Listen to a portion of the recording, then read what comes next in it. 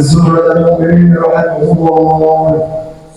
إن يوم الجمعة سيد الأيام وحب الفقراء وعرض المساكين ويدخل بدرها مقام العلم. فإذا سعد الخطيب على المنبر فلا يتكلم أحدكم ومن يتكلم فقد لغى ومن لغى فلا جمعة له. أنصتوا واسمعوا وأطيعوا رحمكم الله. أنصتوا واسمعوا وأطيعوا رحمكم الله. أنصتوا واسمعوا وأطيعوا رحمكم الله.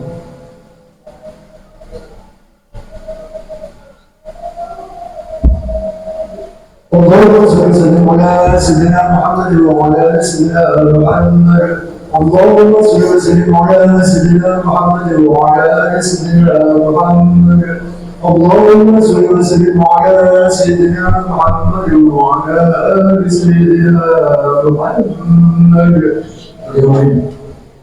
اللهم اغفر لإسلام المسلمين والمسلمات والمؤمنين والمؤمنات وانصرهم على المعاندين. رب اختم لنا بالخير فيا خير الناس فينا برحمتك يا ارحم الراحمين.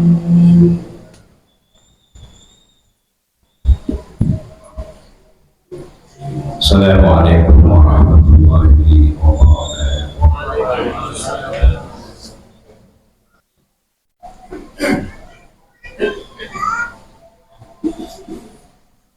الحمد لله رب العالمين الرحمن الرحيم مالك يوم الدين.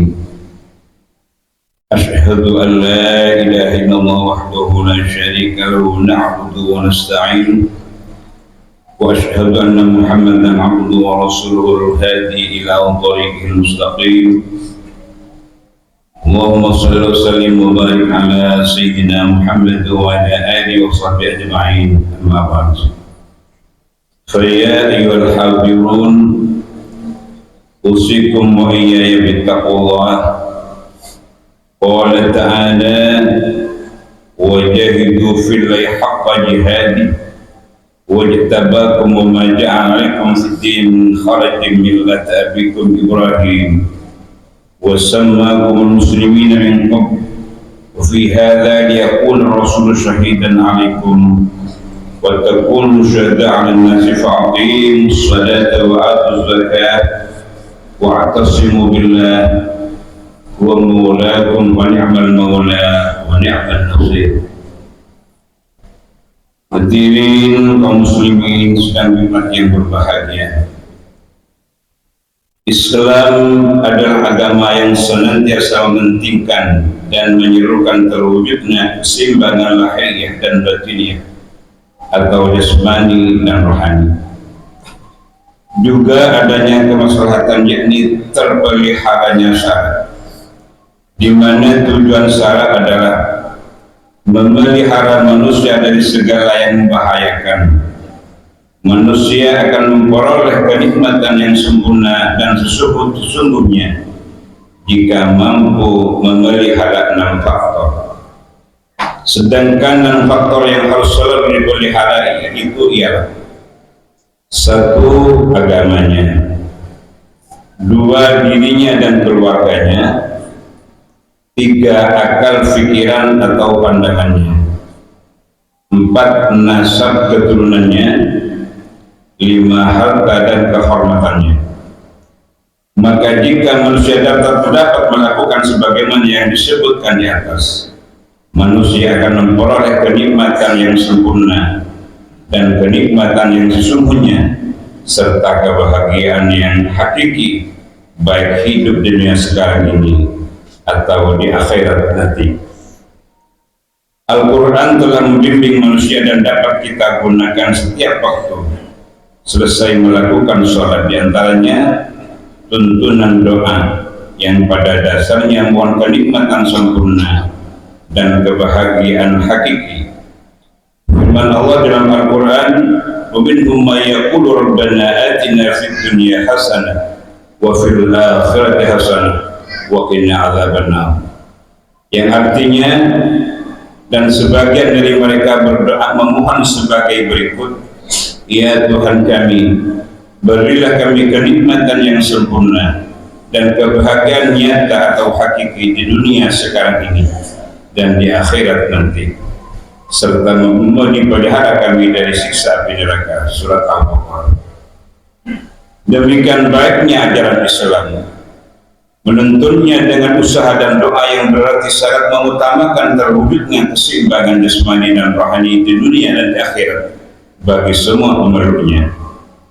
Oleh karena itu, Islam menuntut pemeluknya agar mempelajari Islam secara baik dan benar, juga secara menyeluruh, tidak saja sepotong-potong yang berakibat timbulnya kesalahpahaman dalam mempelajari bahkan menilai negatif terhadap Islam.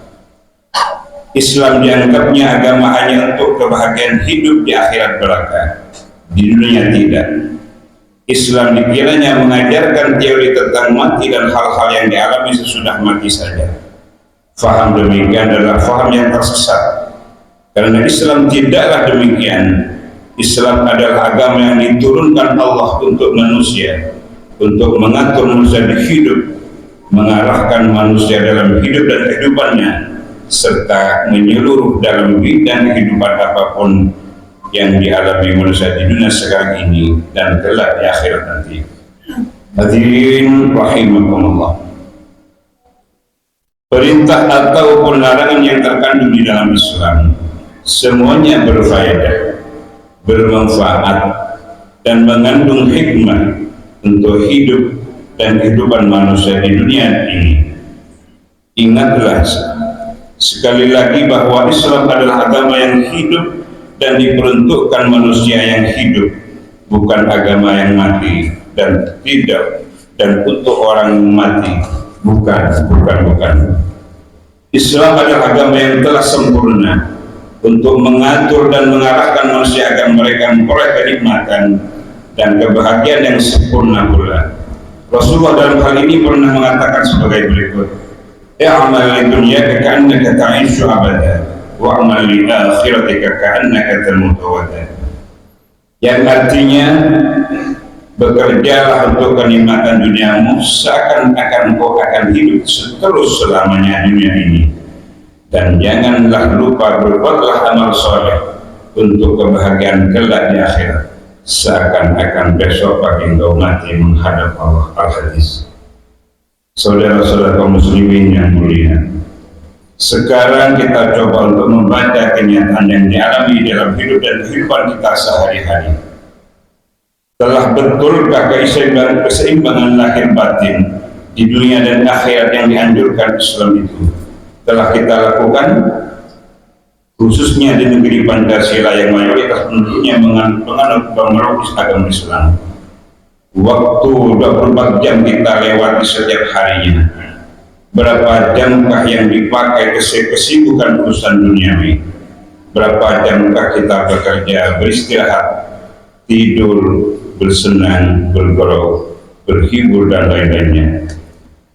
Secara jujur hati kecil kita menjawab, hampir keseluruhan waktu yang ada di kita untuk itu dihabiskan untuk keperluan urusan duniawi, sampai menyisihkan waktu sebarang 5 menit saja untuk melakukan sholat dengan khusyuk tidak mampu rasanya, apalagi membagi secara seimbang antara kepentingan duniawi dan ukhrawi.